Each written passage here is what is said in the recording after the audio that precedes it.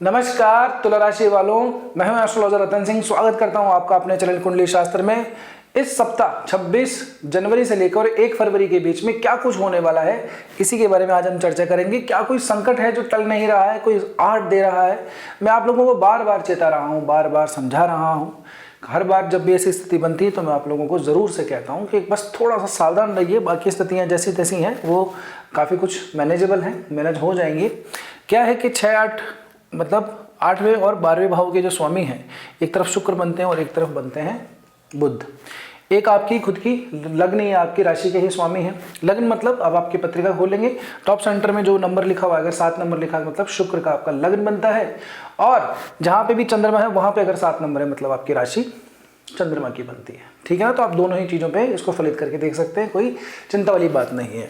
तो 8वें और 12वें भावों की स्वामियों की जब युति हो जाती है तब थोड़ी सी स्थिति ठीक नहीं रहती, खास करके जब ऐसे ग्रह योग कारक ग्रह हों, है ना।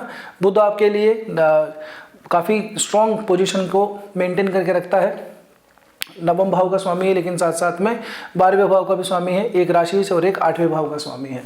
तो अपने भाग्य को तो बढ़ा ही रहा है, लेकिन साथ में दूसरी तरफ एक और सिक्के का दूसरा पहलू है जो थोड़ा सा हमें सावधान करता है। एक हमारे को आयु का भाव है, एक हमारे पास में मोक्ष का भाव है, मृत्यु का भाव है।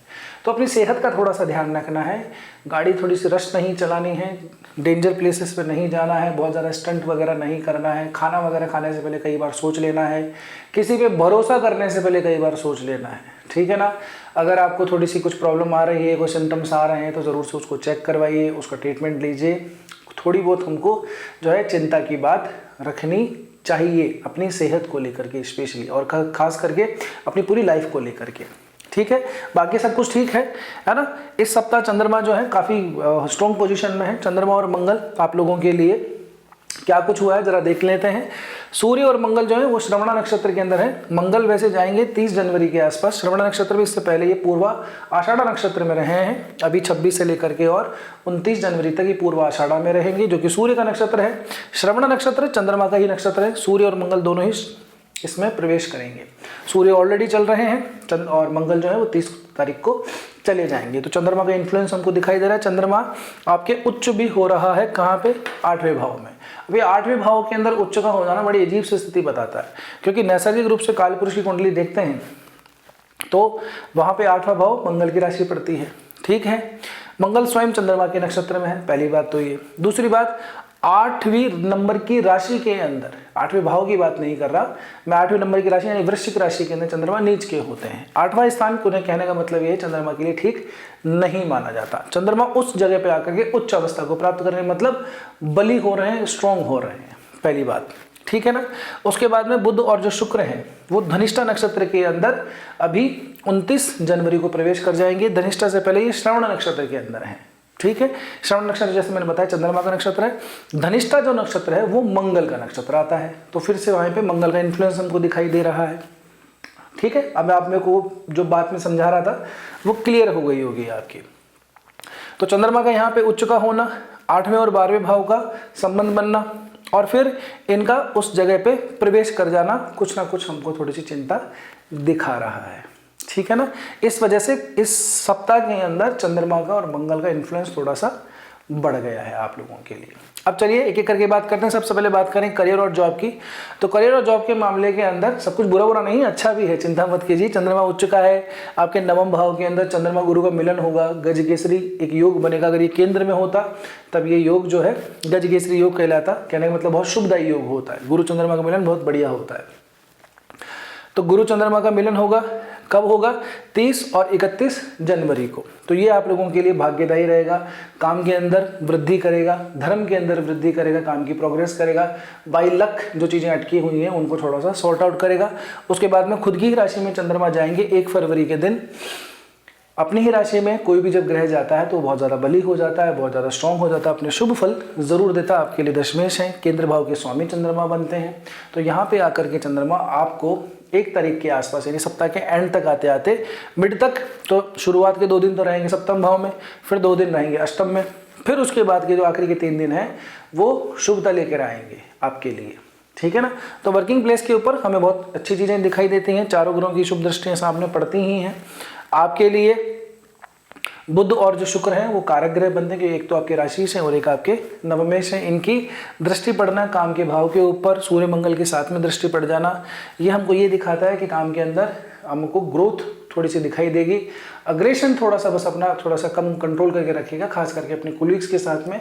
अपने जूनियर हैं उन पर तो फिर भी काम के लिए तो आप थोड़ा सा डांट वगैरह सकते हैं, लेकिन अपने जो कोलीग्स हैं, जो सीनियर हैं, उनसे थोड़ा सा अग्रेशन, थोड़ा सा एरोगेंस, थोड़ा सा एटीट्यूड थोड़ा सा बस दबा के रखिएगा, नहीं तो खामखा क्या आपके बिहेवियर की वजह से चीज़ें थोड़ी सी गड़बड़ा सकती है।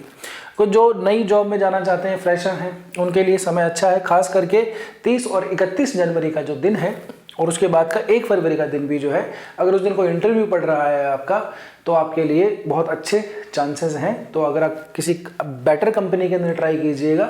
कई बार ऐसा होता है कि हमको एक ऑप्शन मिल जाता है, हम उसके पीछे लग जाते हैं, फिर बेटर ऑप्शन उसके चक्कर में छोड़ देते हैं। तो अगर कोई अच्छी कंपनी के अंदर उस दिन इंटरव्यू है तो आपका काम बन सकता है, ठीक है ना। बात करते हैं बिजनेस की, व्यापार की।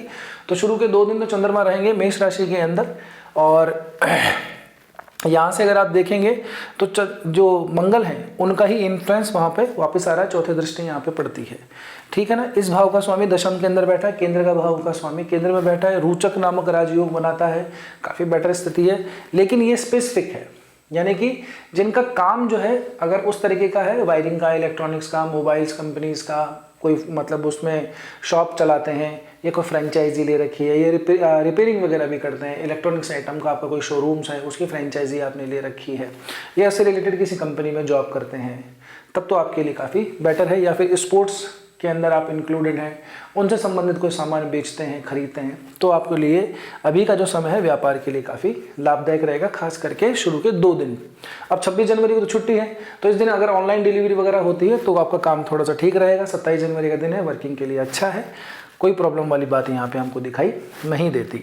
मनी और एसेट्स की बात करूं तो भैया इस समय तो ऐसा है कि आपके पास में बहुत ऑप्शन आ रहे होंगे, मकान या तो बदलने का, फ्लैट बदलने का, घर बदलने का, ज़मीन बदलने का, कार बदलने का, या अपनी गाड़ी जो भी है उसको बदलने का, या नई लेने का, ठीक है ना। बहुत ऑप्शन आ रहे होंगे, तो अभी बेटर आपके पास में समय है, आप ज़रूर से ले लीजिए, ये आपको फलित भी हो जाएगा, कोई इसमें टेंशन वाली बात नहीं है। मंगल जो है उच्च अवस्था के अंदर है, शुक्र बुध की युति है, बहुत सारी कंडीशन इस समय बनी हुई है, कुल मिला के बात ये है। तो असेट्स वगैरह की क्रिएशन के लिए सबसे बढ़िया समय है ये आपके पास, पर कन्फ्यूजन बहुत रहेगा, क्योंकि ऑप्शन जब ज़्यादा आ जाते हैं तो कन्फ्यूजन रहता है। एक और बात, कभी कभी मजबूरी हो जाती है, तो मजबूरी के जब अंदर आदमी लेता है तो वो इतना रैशनल डिसीजन नहीं ले पाता, वेट नहीं कर पाता अच्छे ऑफर्स वगैरह की, ऐसा अक्सर होता है। तो थोड़ा सा रैशनल तरीके से डिसीजन लेकर के और फिर उसको अप्लाई कीजिएगा, काम आपका ज़रूर होगा। अच्छा, रही बात वेल्थ वगैरह की, तो धन से संबंधित चीज़ें भी आप लोगों के लिए ठीक है, सेविंग्स थोड़ी सी बनी रहेंगी।